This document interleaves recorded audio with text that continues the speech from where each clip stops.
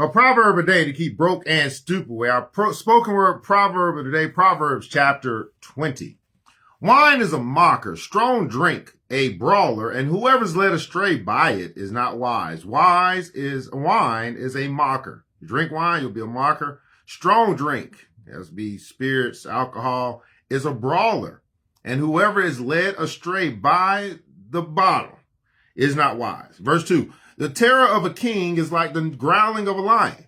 Whoever provokes him to anger forfeits his life. A king is someone that's in charge, the owner, the founder of whatever organization. The terror of a king is like the growling of a lion. You don't want to get on the boss's bad side. Whoever provokes him to anger, you make him mad, you forfeit your life. You might forfeit employment. Verse 3, it is an honor for a man to keep aloof from strife. Right? But every fool will be quarreling. It's an honor for a man to stay away from contention or arguing. It's an honor for a man to do that. Figure out a way to to stay away. But every fool will be quarreling, right? The fools of this world are always arguing. Verse 4, the sluggard does not plow in the autumn. He will seek at harvest and have nothing. The sluggard, the lazy person, the person that won't put in the work, they don't plow in harvest in planting season. So when harvest season comes, guess what? They'll have nothing to show for it. You reap what you sow, but what happens if you don't sow? If you don't sow, you don't reap. Verse 5. The purpose in a man's heart is like deep water, but a man of understanding will draw it out. The purpose in a man's heart is like deep water. So you go deep sea fishing. All right. But a man of understanding, if you understand other people, human nature, you'll be able to draw out the purposes of other men because it's in their heart waiting to be excavated. Is it excavate? Anyway, verse 6, many a man proclaims his own steadfast love, but a faithful man who can find. Many men proclaim, they talk that talk, but man, when that curtain is pulled over from the veil, who can find a faithful man? Who can find a faithful man? Verse 7, the righteous who walks in his integrity. The righteous who walks in his integrity. Blessed are his children after him. The righteous, the person who's seeking to be right, the person who's seeking to do right, walks in their integrity. You do what you say you're going to do. Blessed are your children after you. Verse 8, a king, again, the boss, the CEO, the president, who sits on the throne of judgment, winnows all evil with his eyes. They have a different level of discernment, insight, because they're in that position. That position itself welcomes a different level of insight. You will see things differently if you were sitting on the throne, but you're not sitting on the throne, more than likely, or you're sitting on the throne in particular areas in your life. Verse 9, who can say, I've made my heart pure? I am clean from my sin. Who can say that? I've made my own heart pure.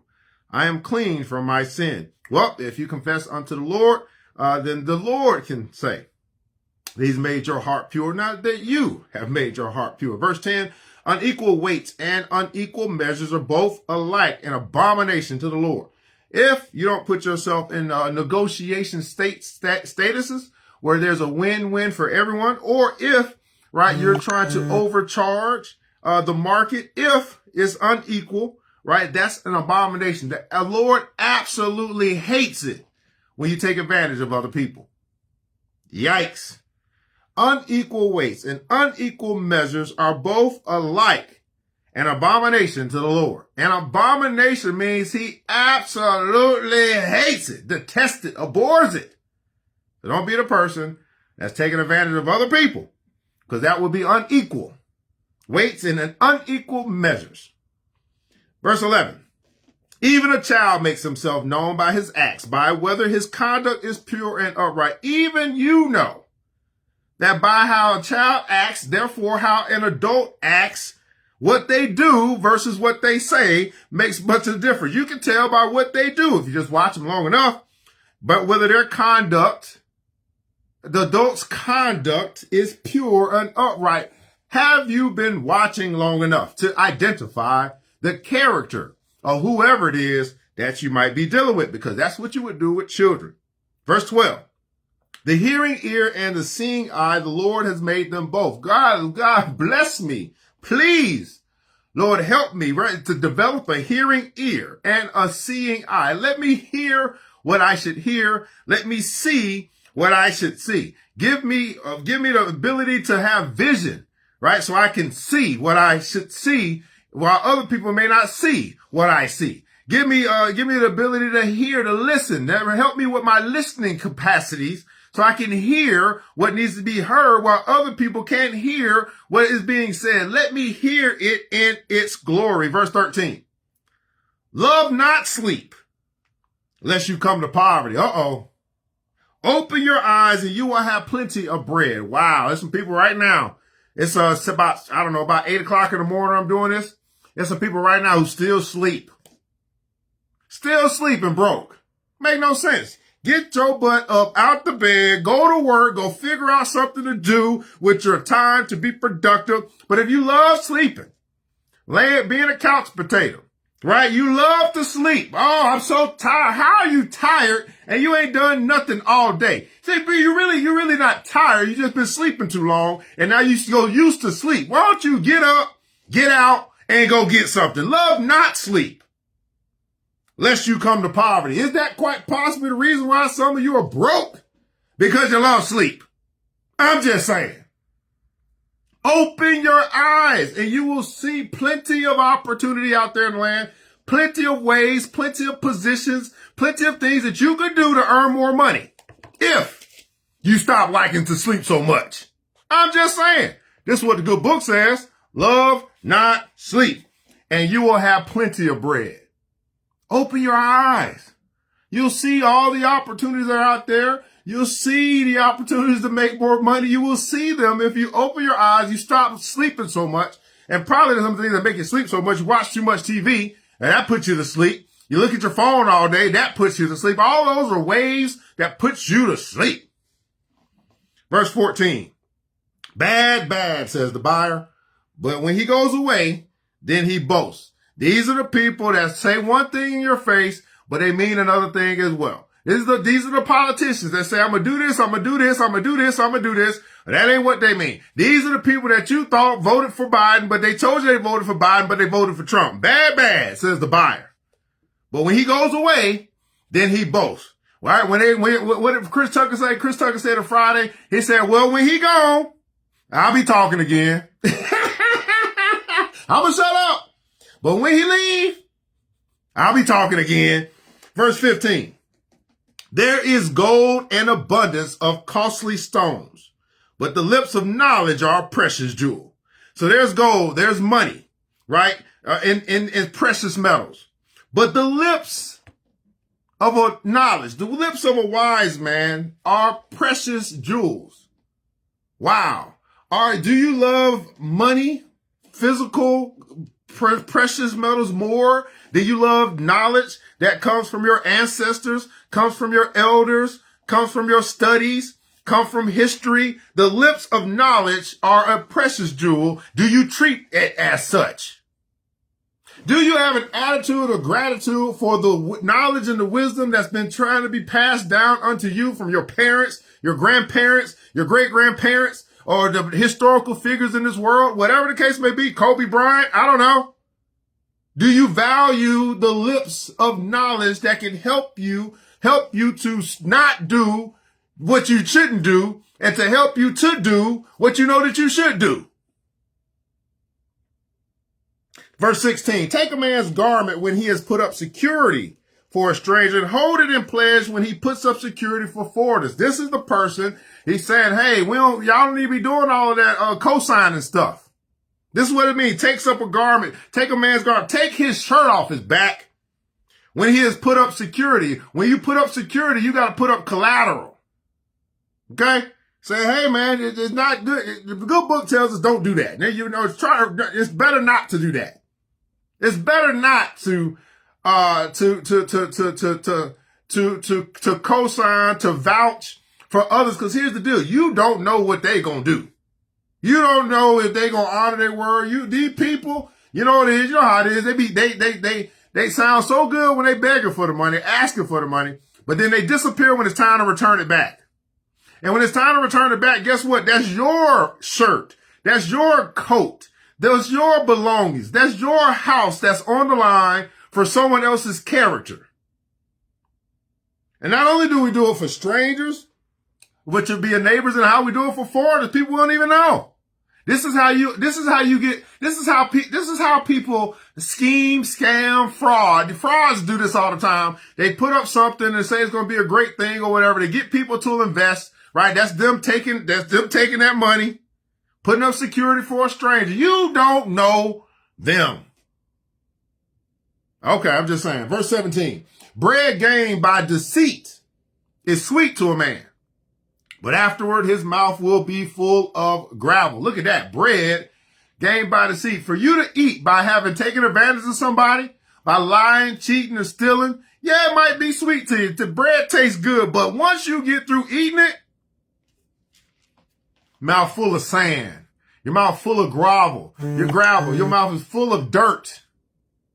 Verse 18, plans are established by counsel. By wise guidance will you wage war. Some of you guys are trying to go to war without any guidance. You're trying to fight the good fight without any guidance.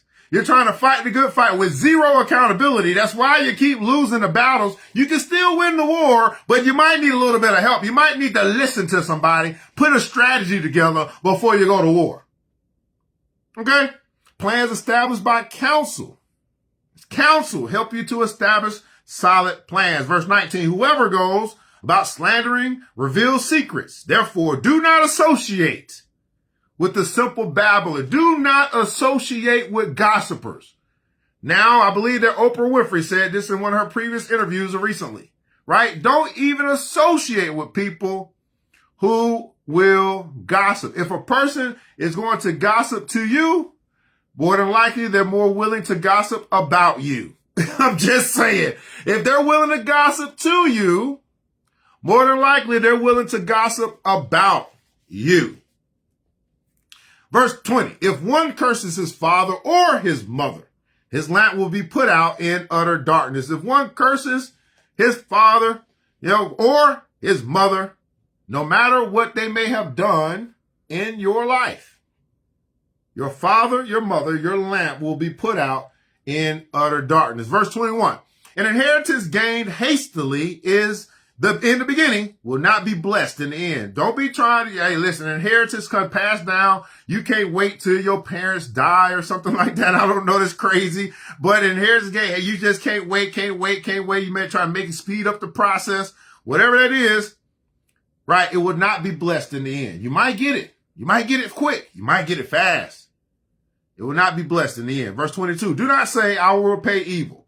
Wait for the Lord and he will deliver you, right? The good Lord got your back. Basically, God got your back. You don't have to repay anything.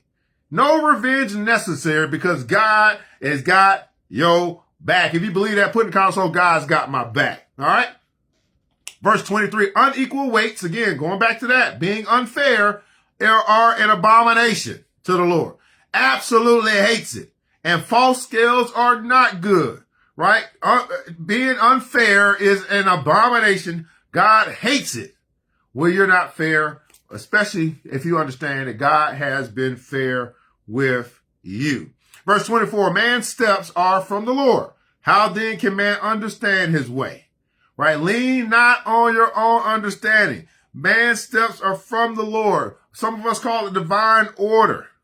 We don't always know why we do what we do when we do what we do, but we did it, and God is in control. Next slide. Verse 25, it is a snare to say rashly, it is holy, and to reflect only after making vows. So you make a promise, but then you only reflect on that promise after you've already said it. Guess what, guys? That promise is a covenant. It's a contract. It's a spiritual thing.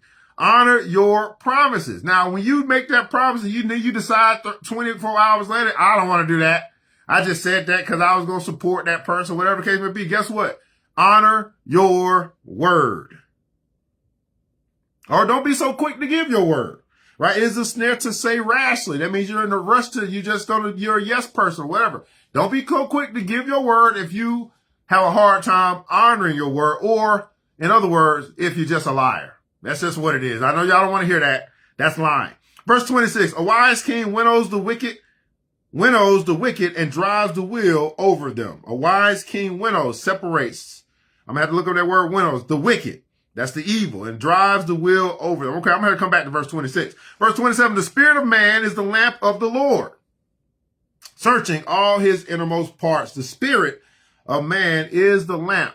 Your spirit, our spirit, is God's lamp, searching all of our innermost parts, right? Your health, your wealth, all that stuff. Verse 28, steadfast love and faithfulness preserve the king, and by steadfast love his throne is upheld. The king who operates in love, right, will be king for a while. The president who operates in love, the CEO who operates in love, the boss who operates in love shall remain a boss a long time. Verse 29, the glory of young men is their strength, but the splendor of old men is their gray hair. So, brothers, I know it's a big thing going on with dyeing your hair and all that good stuff. Listen, the good Lord says the splendor of getting old is actually gray hair. So appreciate your gray hair while you were appreciating the strength that you had when you were younger. Verse 30, blows that wound cleanse away evil. Strokes